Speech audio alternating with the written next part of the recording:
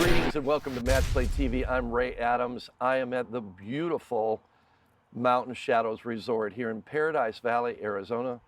What an incredibly beautiful place this is. We love filming here and we'll continue to do that in the future as well. I have a great guest today in Tim Petrovic.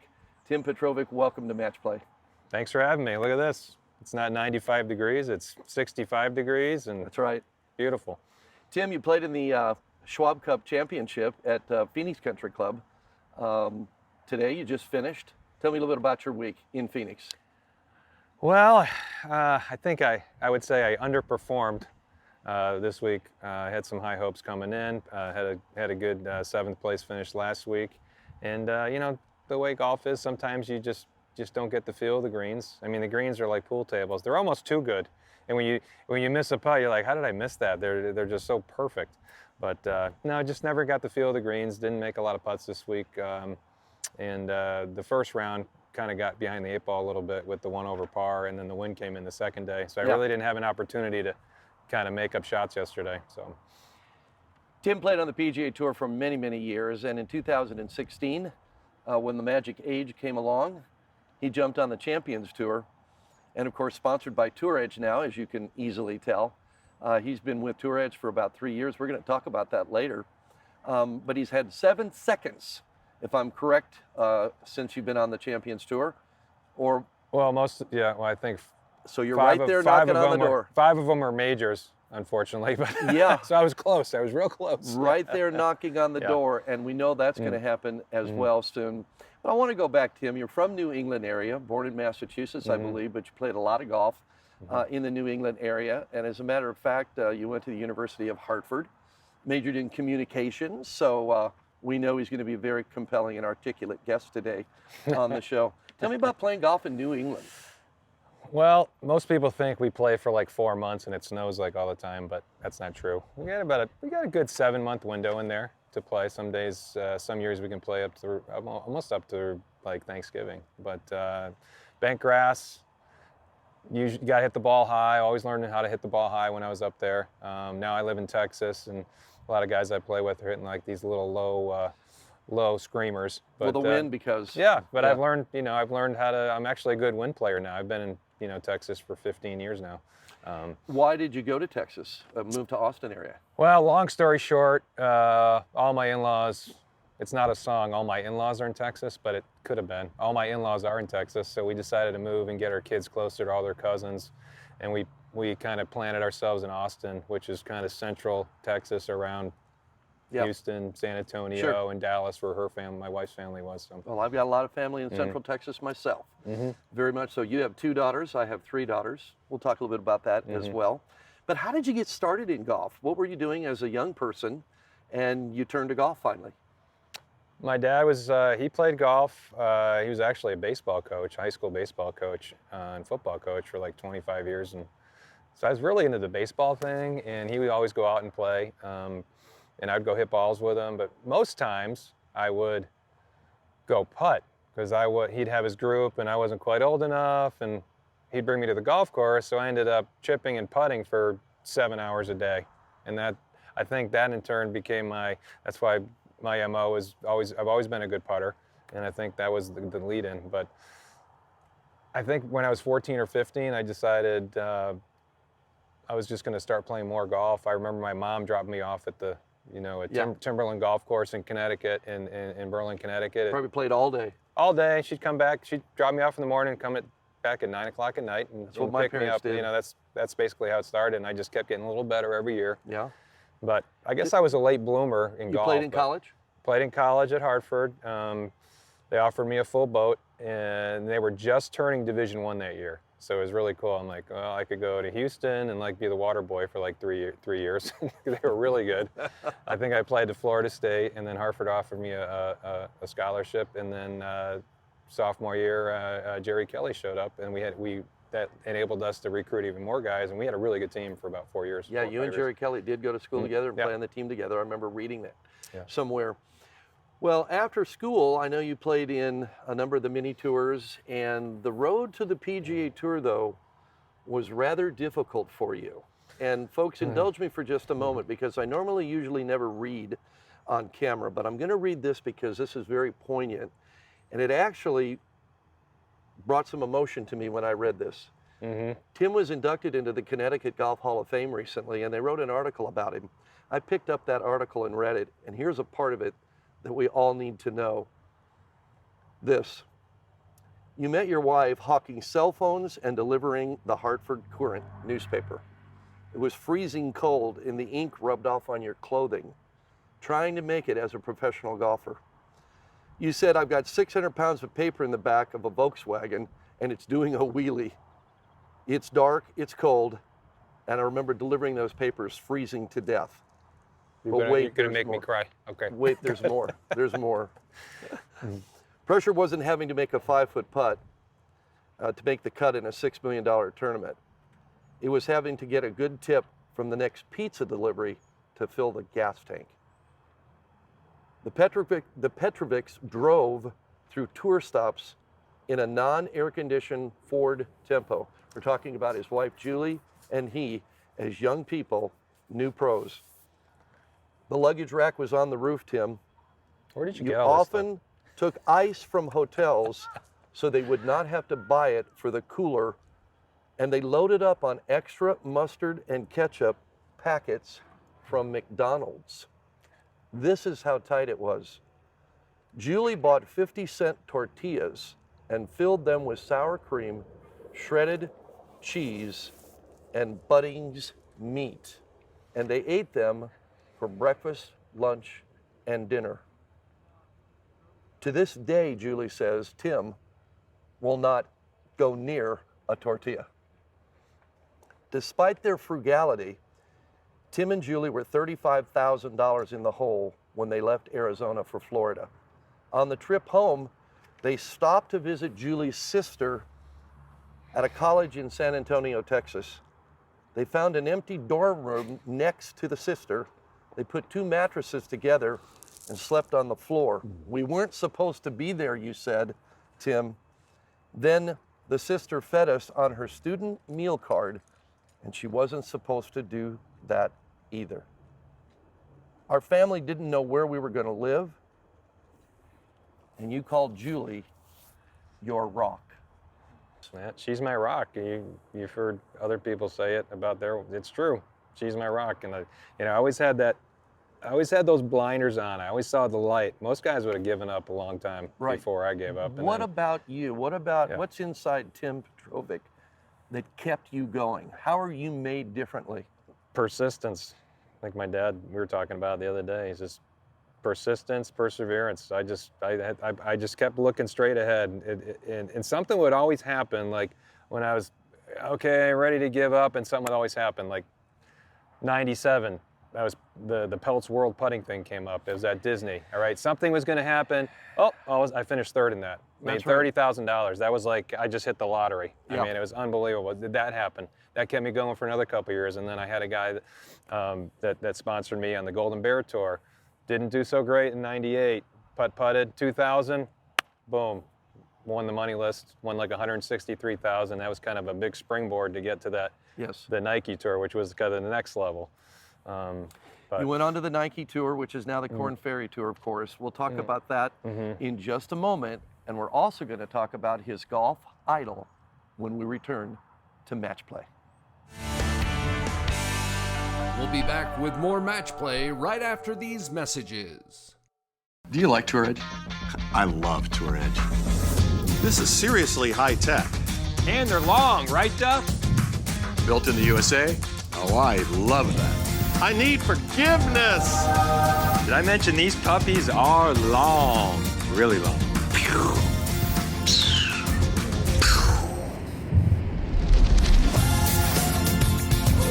You know why I love Tour Edge? It's because I win with it. Pound for pound, nothing comes close. We all love comfortable and good-looking golf shoes, but what if changing your brand could actually help your golf game? I put the squares on. I gained 5 miles an hour club head speed with my driver. My handicap's down to a 14 from 18 and a half. When I noticed with the squares, they were comfortable, I immediately felt more stability. These shoes are designed with the latest performance technology. and engineered to give you increased balance and stability. And in testing, they're proven to help you add distance. You'll hit it squarer, sweeter, straighter, and longer. I love the look of them, and with the extra width, they're the most comfortable golf shoes I've ever worn. To feel good and play my best, I wear squares. Now you can wear them too. Just go to getsquares.com to find out more. That's getsquares.com.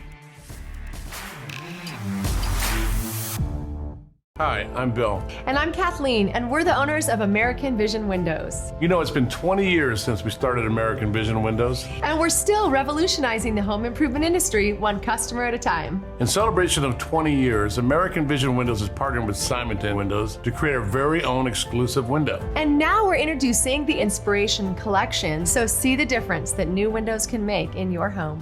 No payments, no interest up to 12 months, or payments as low as $99. AmericanVisionWindows.com.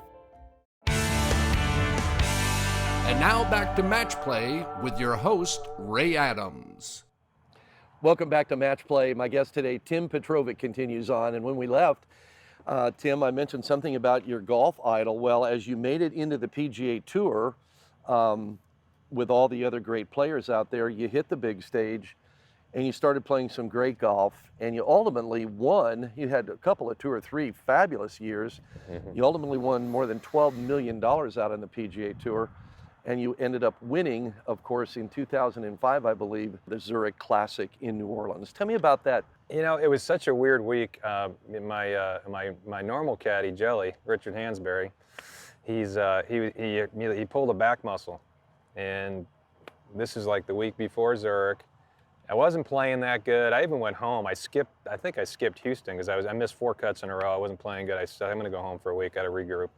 Pulled his back. He says, I can't come. I'm like, oh boy. So I called my brother to come out and caddy, and I guess his baby was due within 2 weeks, so he wasn't sure if he was going to come. So at the last minute, he said, okay, you know, I can come out.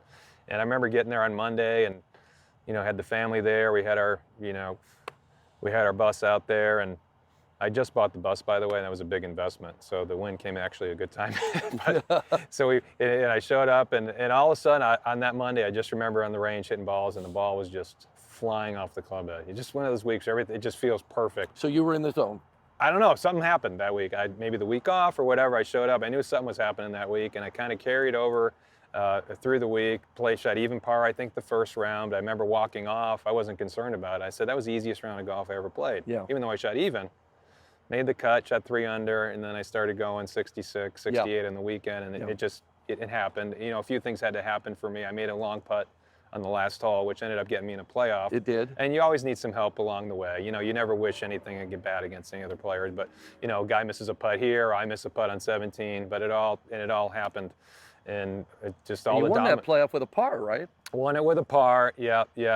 James Driscoll, I was in the playoff. He's also from New England. I think he's from Brookline, actually. Okay. Both big Red Sox fans, so it was a battle. But, was Julie able to be with you? The girls were there. Oh yeah, I came off the green. They were all dressed in the same outfit. But yeah, he left himself a long putt. I think he knocked it way past the hole. And the greens are new. They're really hard to putt. And of course, I saw how far he went by the hole, and I lagged it up there. Of course, I left mine 4 feet short. You should have heard the groans from the gallery, you know.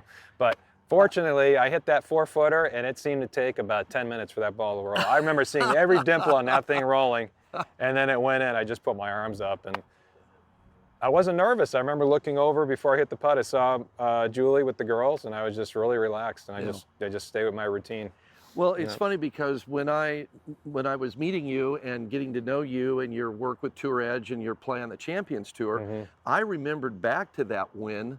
Because I remember when you won that, and I've been for 21 years doing both of my radio shows. And of course, we do the wrap up every Monday evening on all the world's tours. And I remember wrapping up that Tim Petrovic finally broke through and won on the PGA Tour, the Zurich Classic. So I remember that from a number of years back. Yeah, winning is really hard to do on the PGA Tour, but even harder, it's harder to stay out there. These guys, you heard these guys are good, they're all good. It's a razor sharp. There's a razor sharp fine line between winning and even staying out there. You have to maintain consistency. When you transitioned over to the Champions Tour now, about 4 years ago, how did you find the Champions Tour comparatively? I know what Kenny Perry said. He said, those guys are serious. They shoot very low scores. I'm not doing really well right now. I'd rather go back and play in the PGA Tour. You know, well, we got guys that are 63. I won't mention any names, Bernhard Langer, that shoot 7 under seems like every round, and the guy's timeless. But, you know, everybody, there's no cakewalk out here. These guys everybody's putting up low numbers, and there's no gimmies. The atmosphere is much more laid back for sure. You don't have guys walking around with entourages and such. And for me, I got out here late. I got on the PGA Tour late. So when I transitioned to the Champions Tour, you know, being 50, I got to play with, you know, I didn't lose my card, or I'm not 42 years old. What I'm going to do? Yeah. You know, for the next 8 years. He doesn't look 50, does he? 54. Well, now 54, yeah.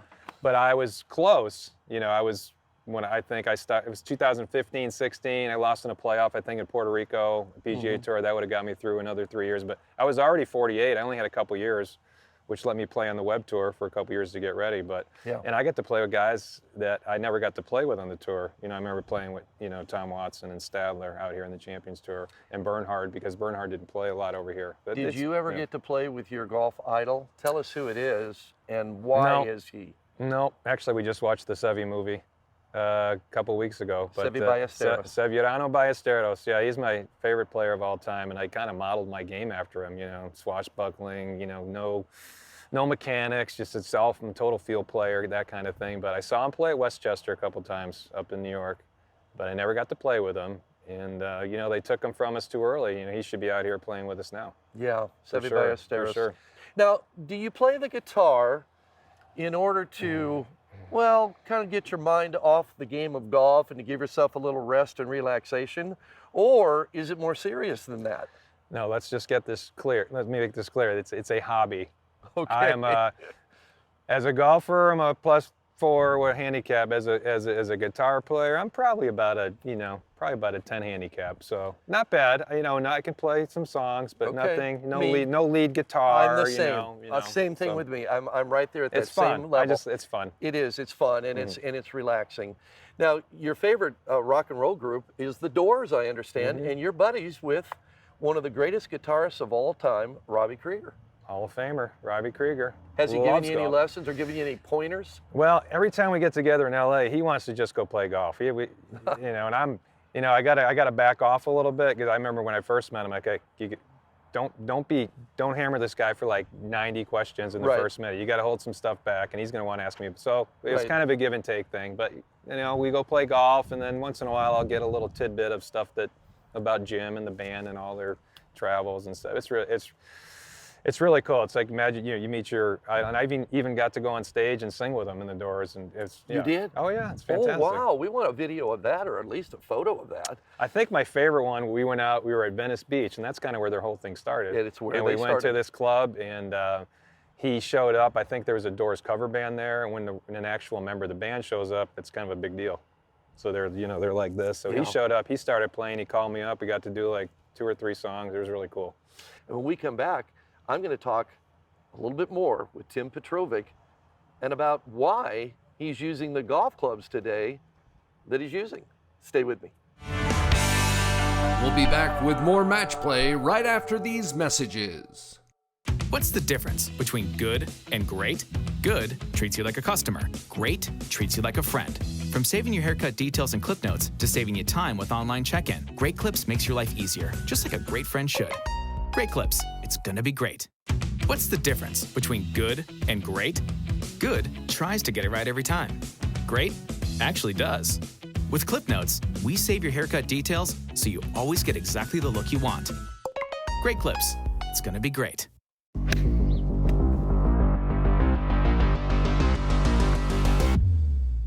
You know, being able to, tee it up and look down at your square toes and see exactly where you're lined up. It's not only great on the range, but really nice on the course. Being able to have an extra tool is great on the tee box. With this square-toed front, not only is it great for my alignment, but I just have a lot of room, and I just feel really comfortable. Think of these shoes more as equipment as opposed to apparel.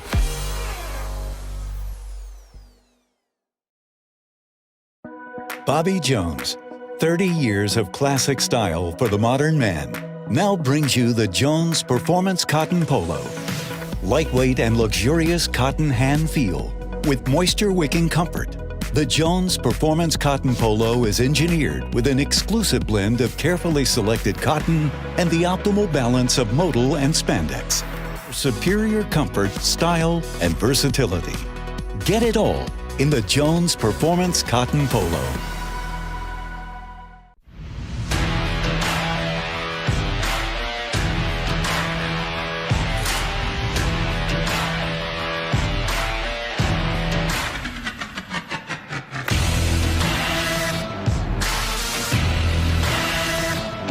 The work that makes our courses playable also protects a diverse ecosystem of wildlife, and it's all done by your golf course superintendent. Return the favor. Say thanks today. And now back to Match Play with your host, Ray Adams. Welcome back to Match Play.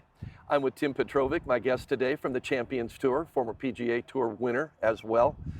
Tim, you know, it is, as a professional golfer, you men and women can play pretty much any golf club you want. They'll hand make it for you, they'll tweak it for you, they'll change it for you. The tour vans are out there.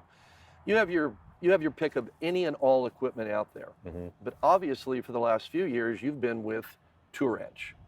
And I know John Claffey and David Glodwell, of course, they're also a sponsor of the show. Your hysterical 30-second television ad is airing right here on this TV show. The folks have probably already seen it during this episode, and we had a lot of fun with that one. But why Tour Edge? Tell me about that. You know, I just like everything they stand for. You know, obviously for us, it starts with equipment. And when you look at equipment, first of all, you got to like the way it looks. And then you bring it out and you hit balls, and does it perform? For me, yes, it does perform. But in terms of the amount of equipment that they've offered me and the service, anything I need, these guys, I mean, I'm down in Texas. If I need something, if something's not right, even during a tournament week, they'll get it from Chicago to me, and have David go in there and make me up some clubs. And the whole crew, I went up to Chicago this summer to see their setup, and it's just, I was blown away. What about Tour Edge is so different and compelling for people like Scott McCarron, who's another staff player, Tom Lehman, our friend, and Duffy Waldorf, and you? What is so compellingly different about them for you as a pro player? And then I know that'll translate over to us, we amateur players. Well, not to mention the equipment's. I mean, I've played just about every piece of equipment you can play in my 50 years.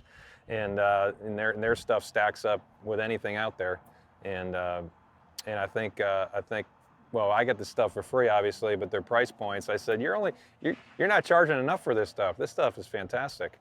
Yeah, I don't know where you could get that kind of technology in a driver with the diamond face technology and all the rest of the technology for like $300.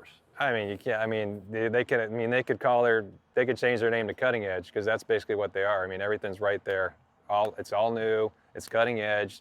They're not, they don't want to stay stale. They always want to come up with the next best thing, and it's hard to do. It's very competitive, and they send us the stuff to try, and we'll say, yeah, we'll give it a thumbs up, thumbs down, but that's the kind of feedback they want. They want it for us, and most of the time it's a thumbs up, and they've been fantastic. I'm really happy with them. You know, off the course, a guy like you that has a lot of different interests, playing the guitar, you got the wife and the two daughters, of course, to go do things with. But what do you, Tim, especially love to do in your leisure time?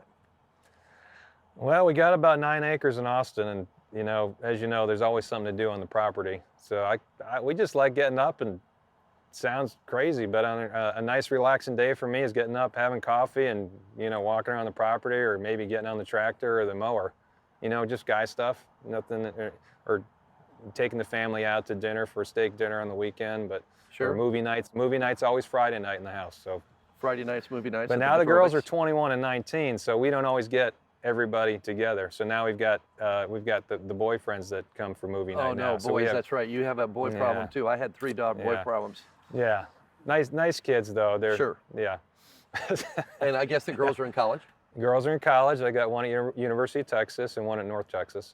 Very good. One's graduating this year. I can't believe it. And she's actually getting married next June 5th on the property. Congratulations. So I got that coming.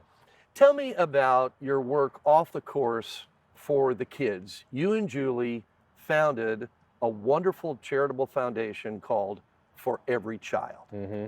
Yeah, and the website, somebody actually took that domain, so it's actually hopetotes.org, and that's exactly what we do. It's Hope Totes. We make Hope Totes for kids. These kids come, they're between foster homes.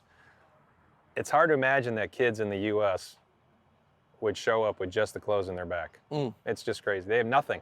They show up, so we make them Hope Totes, and a Hope Tote is, here's your bag, 3 sets of new clothes, toiletries, and a handmade blanket. We bring them to shelters. Sometimes they're shelters for abused women. Okay. And I don't get to go. They don't even tell us where it is. Right. Julie gets to go and do that. But a lot of times we don't get to see the kids get the totes because we bring them to these shelters. But we have volunteers that come to our house and they actually help us. We hand pack and hand label and do them all by hand, and we get them out to the kids.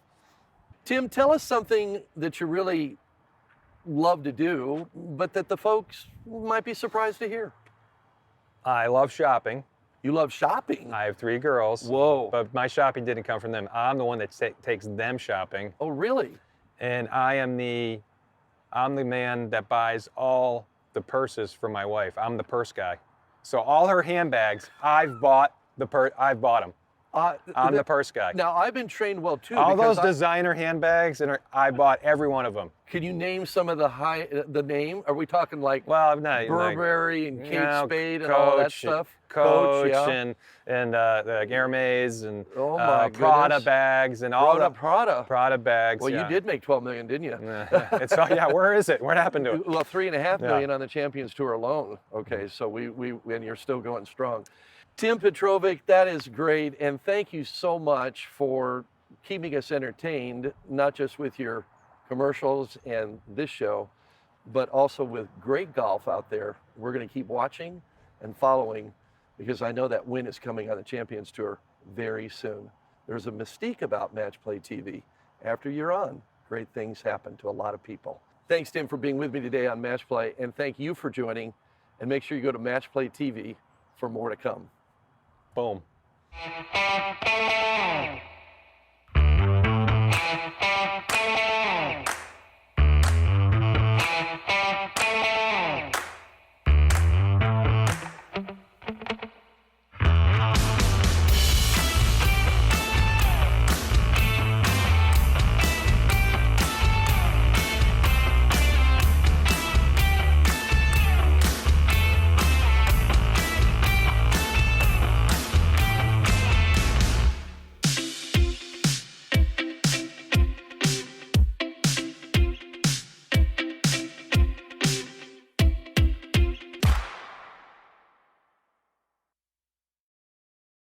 Do you like Tour Edge?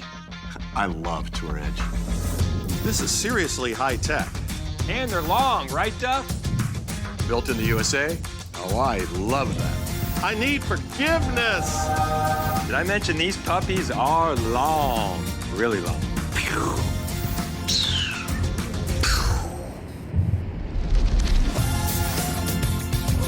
You know why I love Tour Edge? It's because I win with it. Pound for pound, nothing comes close.